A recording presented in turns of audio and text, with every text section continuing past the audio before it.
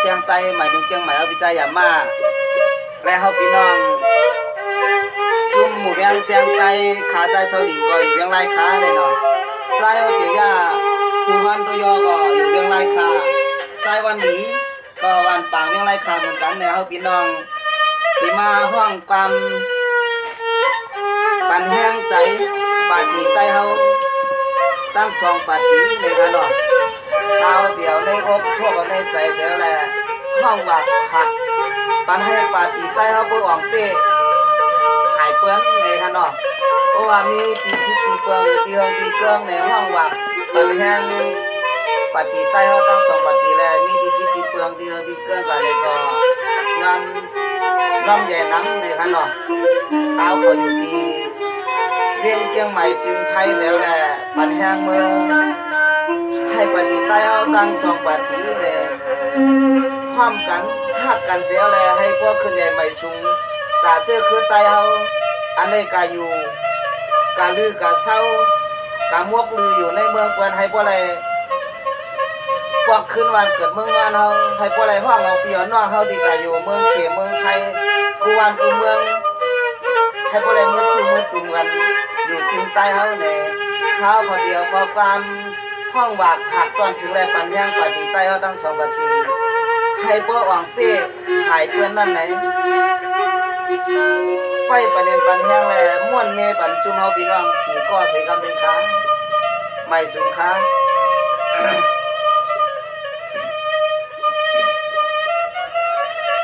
สว่าเมื่อในจุมมาเสียงสว่าเมื่อในจุมมาเสียงปันแห้งคือเสือวัดหน้าเหนือเมืองใดให้บ่ได้เหมือนเสียเลี้ยงไผ่กว่าไตสองแมงเลี้ยงตัวตังคุณ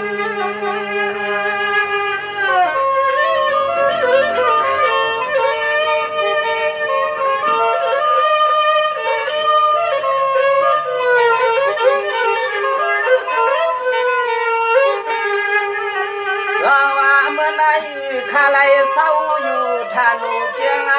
มายาใจจะจุ่มคิดทุมาน้องเฮาให้บ่ได้กัดกินสายาใจขายอนมังกลาสว่างเจ้าใจคุณ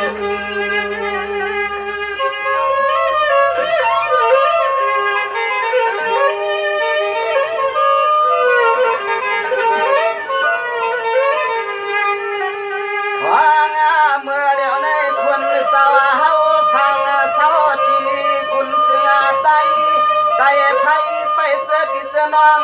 ชาวที่ดินจึงไทยบ่เลยเมื่อหัวมันหัวเมืองเตียเปียแยงขาดเปลี่ยนหน้าเวียง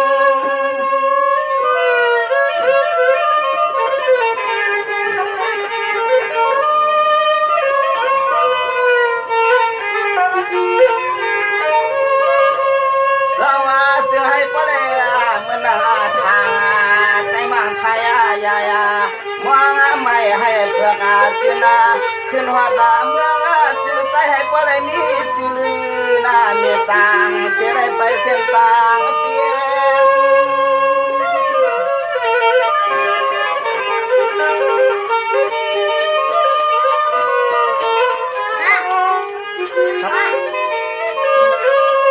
วางเมื่อวันใดตัวก็เป็นน้องชายขายย้อนจอยสู้เจ้าสองเจ้าคุ้มนางเสียเลยจันคือดอกที่ร้อนหวังเฮาจะเจอไปวันไปเวียงสั่งเสาทุ่งเมืองเปิ่นตังเอื้องบ่เจ้าสองเจ้าเปี้ยเสียจึงซ้ำที่ได้ขึ้นอุบขึ้นเบื้องดินจึงใจเฮาขาดเจ็ดจังก่อนขอดินจึงใจใหญ่เฮาขาดเจ้าเลยก่อนขอนั่นขอนั่นขอ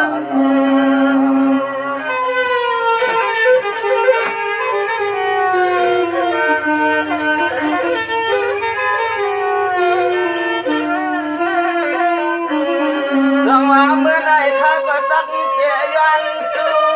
ข้าก็ตักเตียยันสู้ใจปันเจ้าคุณทุนเอาหัวเสือจะให้บ่ บ่ได้เจริญตังเกที่ให้คือเข้ามาเสมาเนี่ยเกลูกไตเขาให้บ่ได้กัดจินสายาตัวก็เป็นน้องใจขัดเช้าจึงไทยวันไหนก็ย้อนแล้วพกำมังกาลาปันให้สว่างเจ้าบ่ได้อยู่สายิบก็นิ้วมือพวกก็ต่างๆเนื้อน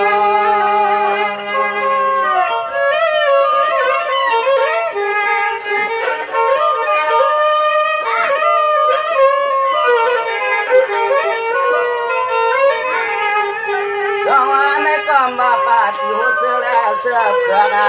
วันไหนก็จะให้พ่ออะไรจำติดลูกใจให้พ่อจึงกัดนาและสายาอีสตางากาลือก็นั้นลาวเลย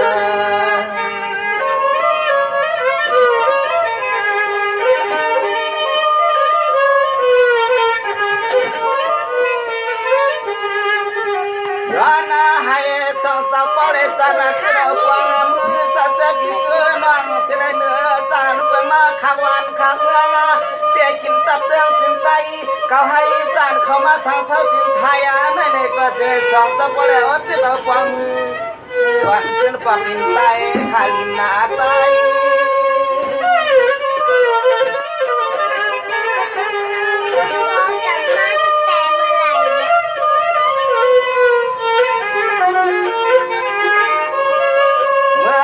ขัดดีสุดอย่างถึงกาต้องตาปฏิเสือเผือกให้หัวเสือจะให้ปล่อยเจริญวันต่างมันหาทางว่าเจนังว่าจะให้ปล่อยกัดขึ้นแคมมาชาจะได้เสือเจอกันตัวยืนใจ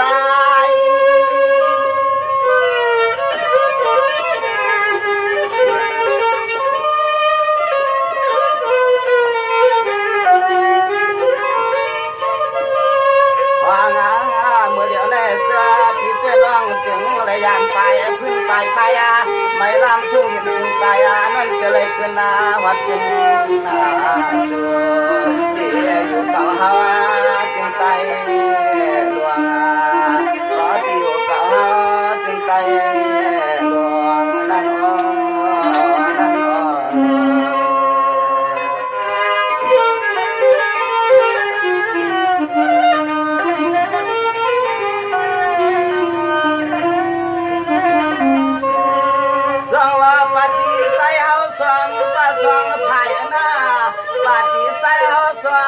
สองพายนี่ว่าอยากตัวจะเจอพี่เจอน้องชาวจึงไทยก็ตอนเมืองแช่จะขึ้นจันจะเจอพี่เจอน้องจึงเลยยานไปเฮือนไปเยอะเลยว่าแม่จึงให้พอได้มือเดืออยู่เจลินจึงแต่งหินจึงเหมือนเมื่อวันน่าอ่อนน้อง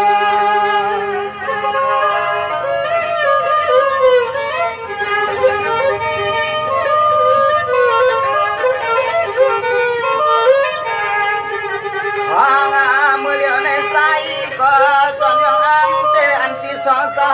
ตาเห็นมาเมื่อเรื่องในปีปนมาพักผ้าจึงใจเมื่อวันได้มาก็อยู่จังมีแทงเสียงยอดไผ่ป่าเสียตัวเมืองเฮา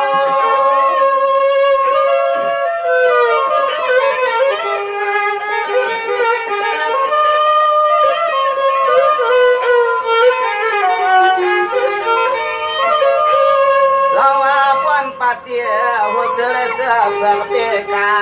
พี่ล้อมาเฮาก็ที่ได้อยู่เดียวกินสาตอนกะเมื่อวันนั้นในเด็ดที่เลยกัด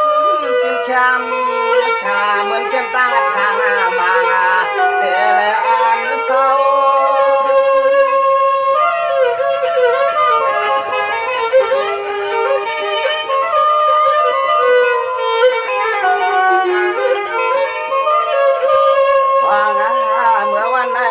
ก็เป็นน้องใจเขาก็ถึงก็ยังก็ยัง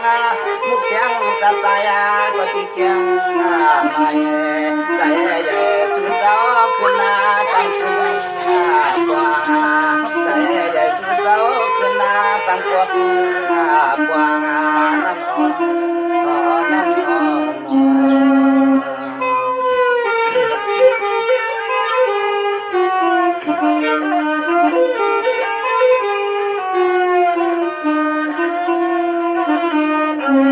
สอง สองภายหน้าเขาในเขาเปลี่ยนคือไรย้อนมีไรหัวเสือเขาก็ย้อนให้ป้อนเหนือเสือเขาผู้เขียนเก้าเมืองไอเมืองไอเรือจะเจนันเดินรวมชุ่มเจอเคยบุตรอยู่มันยาตัวก็เป็นน้องใจก็ย้อนยองกวางมังกลาจะให้ป้อเป้เขชาพวกอาลามทางใต้ก็ขึ้นตั้งเนื้อขน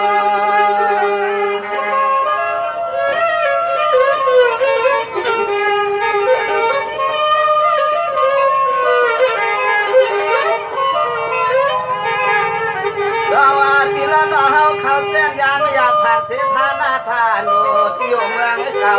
วันไหนก็มุ่งหวังไปช่างโหดตาเสียที่ในเมื่อเปียกจอมก็จะเคยไม่หัวเสือ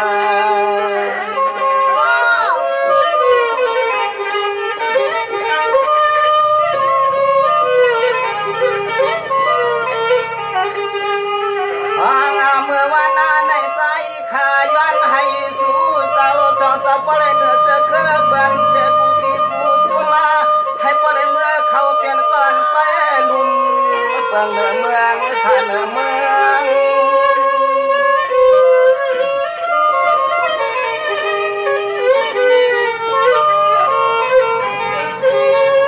สวรรค์ก็ปฏิหัวเสือเลยเสือเผือกนำเสือเสื้อตาเหลืองหัวนาใกล้เด็กกินาเจอนั้นนะเจอไหนจะให้ป้อเปียกเขาไว้ในแต่อยากให้ลองกวางเชิง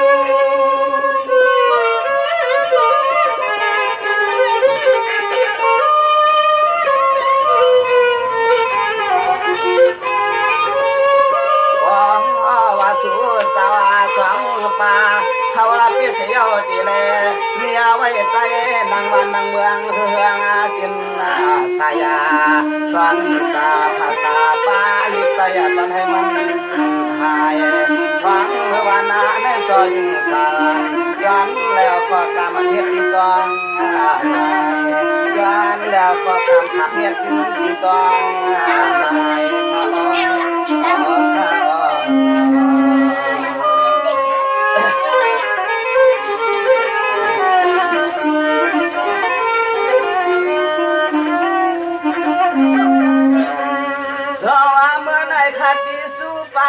ย้อนให้สองเจ้าอยากที่เปียนาอันตัวงานสุมาจะให้ปได้มีเสียเคยไตหลีกไต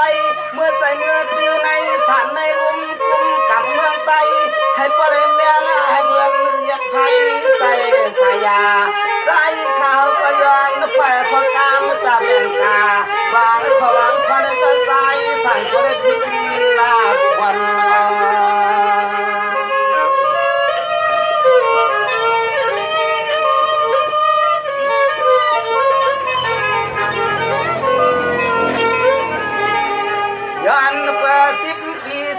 ปีปนกาอัตตาลูกไตเลยไปวันไปเมืองไปเฮือนไปเย่ไปลูกไปเมียหัวป้าก็ปลอเมียมาตาเอาวันเมืองเฮาสู้ยังไม่เมาอ้วน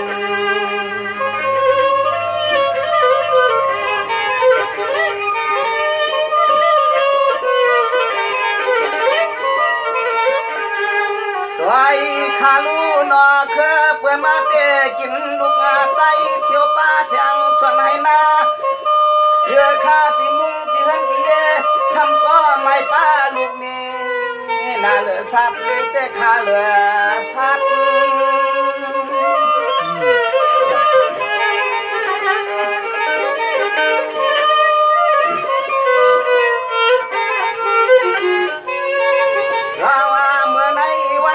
ก็จุ่มทวนนาปฏิหัวเสือเสือเพื่องลำเสียเส้นตาเลือกปิ้นผ้าวันกวางกุลองกุไลขาใจก็จุ่มจอมยาวสุดเจ้าเลี้ยหมอจังแก้มตา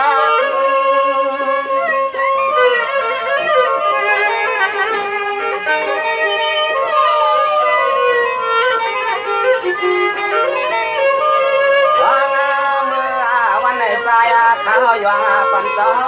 สองเจ้าเสียแลมีเดือดทัดหน้ากัดไหลไปไผ่ไปเจอจะเจอในว่าบ้านเมืองตาวายในก็ไตปีในปี เป็นอะไรสาเดียวว่ารถก่อนคอจะให้พ่อเลยเหมือนขอการสั่งสอนก็หาจับคือ